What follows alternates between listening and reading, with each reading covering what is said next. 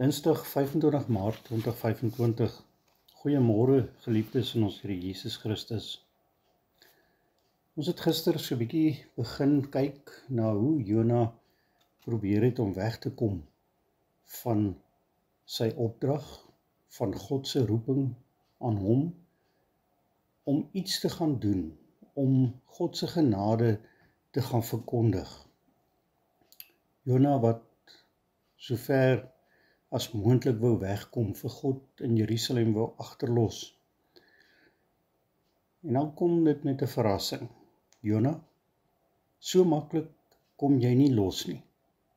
Al doen jy wat, dis nie moontlik om van God weg te vlug nie. 2 redes. Want God is die alomteenwoordige. God is oral. Al dink ons nie so nie. Tweede rede, want God wil 'n pad met jou loop. God wil vir jou gebruik, Jona. Omdat Jona nie wil hoor nie, gebruik God die storm op die see om met hom te praat. Gebruik God die uiterste om hom te probeer terugbring. En dan is dit so ironies dat dit nie Jona is wat God se stem hoor nie, maar die heidenisse, die matrose. En al het hulle dit nog nie mooi verstaan nie, al het hulle nog nie vir God geken nie of van God geweet nie, is hulle die mense wat 'n boodskap kry. Hier moet iets anders aan die gang wees, iets groter as ons. En daarom roep elkeen na sy eie God. Wat doen Jona? Hy lê vas aan die slaap. So probeer hy sy roeping, sy opdrag ontduik.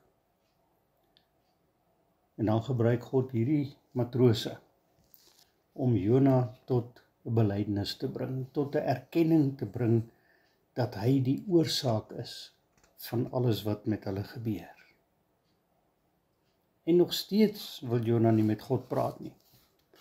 Hy is bereid om selfs te sterf. Sê vir hulle, gooi my oorboord.